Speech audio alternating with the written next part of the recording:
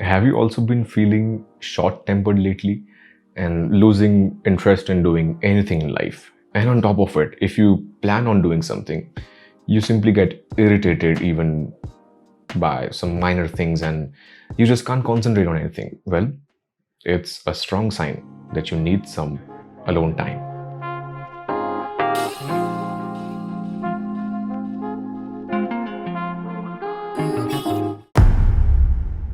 So, what is alone time? Well, it's the 21st century, and to some extent, we are all social creatures, internally or externally. Some of us socialize externally, where we have a lot many people to meet and socialize with. Particularly, this category of people, we call them as extroverts. Whereas there's this other category of people where they don't prefer socializing in person, and we call them as introverts. And for them, these devices come to the rescue, where they can interact and follow people on social media. I'm quite sure you are all aware of these terms, introverts and extroverts and ambiverts. I don't need to emphasize too much on these terms, and even this video is not going to be about what category of people you fall into. That's not much of my concern, like whoever you are, whichever category you fall into, if it's introverts, extroverts, or anything. My primary concern for you is about this term called alone time. Alone time is basically about giving yourself an opportunity to let your mind be isolated and free, where you feel there is no need to care about what people are going to think, for now at least, where you have intentionally taken this step to avoid interacting with people for this specific time frame, which we are going to call as your alone time. And you can also call it as your me time as well. And when you're in your alone time, you simply need to avoid all of those outside influences on your thought process and try to focus inward. Well, now let's try to understand what this alone time does to you. So when you're alone, biologically what happens to your body is that you are in your free zone right now, and you don't have to care too much about anybody or anything. You can just be all yourself and by yourself. And that's when the brain starts to feel isolated and, most importantly, free from social pressure. Now your brain begins to boost up your creative imagination to fill the emptiness and void of not being around or with anybody. We've also seen some great examples of successful and highly creative people who purposely isolate themselves in order to spend some alone time. Latest example that you all can relate to is of this lockdown. Like during this nationwide lockdown due to COVID, we had to be in isolation. Some of you felt very depressed in the beginning, but later on you realized that it was actually needed to have some quality time with our own selves, where we had been also seeing some great art and creative people emerging from across the globe during this lockdown. Well, now it's up to you to consider it as a blessing or curse, but I've seen some great changes in my own thought process when I intentionally had to isolate myself, and the reason being, I tested COVID positive in the month of May 2021, when this second wave of COVID was at its peak. Initially, when me and my family tested COVID positive, it was really anxious and depressing to know that we've also been caught. But God's mercy and blessings that we were not admitted to the hospital, we were recommended to be in home isolation for a few weeks. Like individually, I began to feel helpless because we've been hearing COVID stories from friends, relatives, and people across the globe. But when I got myself COVID positive, I actually realized what it actually feels like to be in such a situation. First week of being COVID positive was extremely terrible than I could have ever imagined. I was not able to get out of bed. It was too much of a weakness. All of those negative thoughts coming.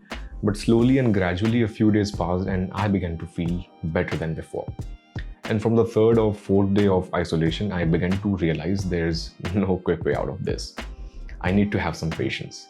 And just when I started to feel a bit better, there's this another worst thing that hit me biologically was this illness called parosmia.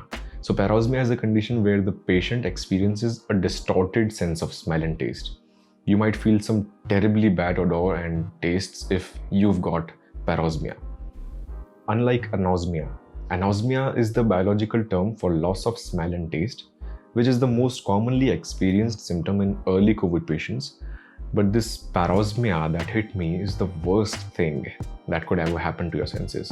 Like for me specifically, everything used to smell and taste like some chemical substance or some toilet cleaner for that matter. Even when I was drinking water, it felt like I was actually consuming some toilet cleaner.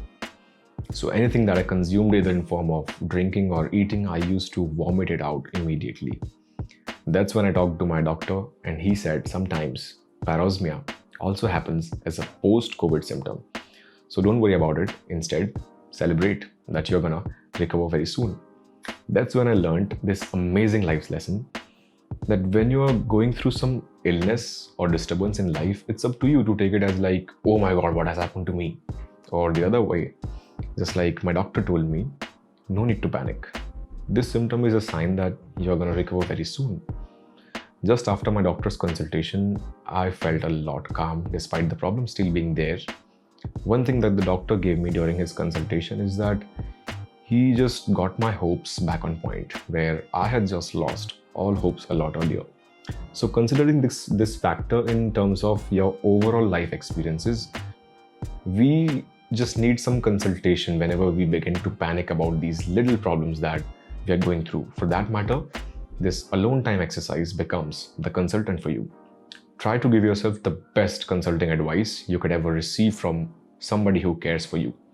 The only matter of concern is that you need some serious amount of patience to at least allot some time for this alone time exercise. The best thing that I realized, being COVID positive and in isolation for almost 4 weeks, I somehow managed to remind myself every single minute that I need to be in this isolation and there's no other way out of this. So it's better I should stop being negative and focus on what good can I do out of this time. That's when I began writing a few video scripts for this channel and also focused on my intellectual development by reading all of those books which I always wanted to read but never got myself enough time from hectic work schedules. So being COVID positive and in isolation was the best opportunity to do all those things that I always wanted to do for myself and for my growth. Well, coming back to the alone time exercise that we talked about in the beginning of this video, if I compare the idea of alone time with the days I spent in isolation being COVID positive, there's not much of a difference in both of them. It's just having some alone time is intentional, but being in isolation as a COVID patient was not intended by me. It was forced. Despite all the physical sickness I was going through, I recovered fully after 4 weeks. It almost took me another 2 weeks to realize that this time was actually needed for my mental healing and upliftment as well. Just to get myself out of this anxiety which got me with COVID. Sharing all this with you here, I'm just trying to request you to give yourself some alone time amidst your busy schedule, so you can at least rethink everything which you've just left behind because you didn't have enough time to think before. And also the very important aspect of allotting some alone time for yourself is the fact that it plays a very big role in shaping your overall mental health and well-being. I do understand the fact that socializing with people and being around your loved ones is rewarding in its own terms, but it's also stressful at the same time because it makes us think too much of what these people are gonna think about me when I'm around, and sometimes we also tend to customize our behavior to avoid rejection and just to fit into the group. Well, in the long run, all of this becomes contradictory to your own personal beliefs. That is why we see some people suffer from severe amount of stress and anxiety. Well, now, please just don't misunderstand being alone with being lonely. So here's a bit of difference in both of these terms. Being alone is all about finding some inspiration within ourselves to step back for a while and rejuvenate in solitude. Whereas being lonely is depicted by negative feelings associated with people throwing you out of their lives and you just feel left out. Loneliness can lead to some terrible mental health issues, but on the other hand, being alone is what makes you value yourself and your internal well-being. So don't take all of this in a negative stereotype because being alone does not equal loneliness. From now onwards, I think you'll at least give it a try to break free from all of those social pressures and find some alone time daily to tap into your internal world for some inspiration. Give it a thought and thank me later. Wish you all the luck, and I'll see you in the next one.